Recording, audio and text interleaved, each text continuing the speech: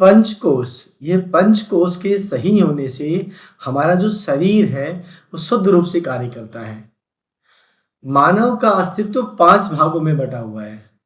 अन्नमय कोश, प्राणमय कोश, मनोमय कोश, विज्ञानमय कोश और आनंदमय कोश, जिन्हें पंचकोशों के नाम से जानते हैं। और इसमें चेतन, अवचेतन तथा अचेतन मन की अनुभूति होती है, क्योंकि प्रत्येक कोष का एक दूसरे से घनिष्ठ संबंध होता है और वे एक दूसरे के रूप को प्रभावित भी करते हैं।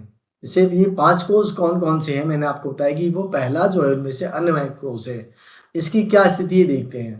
अन्नमय कोष अन्न तथा भोजन से निर्मित होता है और ये शरीर और मस्तिष्क जिससे जुड़ा हुआ है, और ये कोष आत्मा का आच्छादन करने वाला है। आत्मा इनसे भिन्न है। अन्न से उत्पन्न और अन्न के आधार पर रहने के कारण शरीर को अन्नमय कोश कहा जाता है, यानी अन्न के बिना शरीर नहीं होता है, इसलिए इसे अन्नमय कोश कहते हैं। दूसरा है हमारा प्राणमय कोश। प्राणों से बना, पंच ज्ञानेंद्रिया सहित प्राण, अपान आदि पंच प्राणों को जिनके साथ मिलकर शरीर क्रियाएं करता है उसे प्राणमय कोश कहते हैं। 5 प्राण होते हैं, प्राण, अपान, उदान, व्यान, समान। इन 5 केंद्रों पर आधारित होती है हमारी कर्मेंद्रियां, जिससे मिलकर के ये प्राणमय कोश बनता है। अगला है हमारा मनोमय कोश, जो मन से बना हुआ है।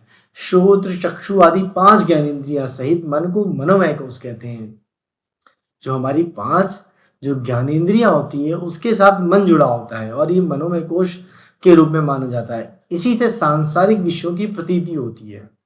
उसके बाद आता है हमारा विज्ञानमय कोश।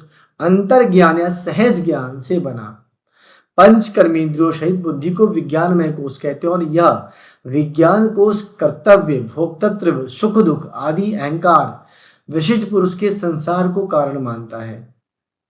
हमारा उसके बाद अंतिम जो कोश है वह है आनंदमय कोश और आनंद की अनुभूति से बना है। ज्ञान की सुषुप्ति अवस्था को भी आनंदमय कोश कहा जाता है और सुषुप्ति अवस्था में मनुष्य में निद्रा सुख के अतिरिक्त अन्य पदार्थों का कोई भी अस्तित्व नहीं रहता।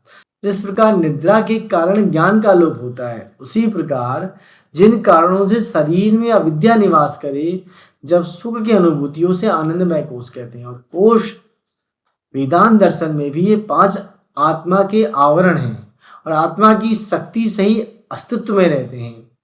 मानवीय संरचना में 3 शरीर कहे जाते हैं, स्थूल, सूक्ष्म और कारण शरीर। ये वेदांत सार मानता है और इनसे इन पंच कोशों से मिलकर ही 3 शरीर बनते हैं।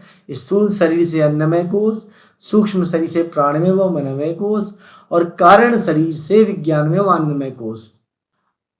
अन्न, रस, रक्त, मांस, मेद, मज्जा, शुक्र यानी कि वीर्य उत्पन्न होता है और पंच कर्मेंद्रियां, पंच ज्ञानेंद्रियां, पंच सूक्ष्म इंद्रियां, इन 5 कर्मेंद्रियों सहित प्राण, अपान आदि प्राणों को जिनके साथ मिलकर सही क्रिया करता है उसे प्राणमय कोश कहते हैं। प्राण का क्षेत्र कंठ से लेकर फेफड़े तक, माने हृदय की धमनियों, नसें, फेफड़ों से सब प्रकार के कंट्रोल में रहते हैं।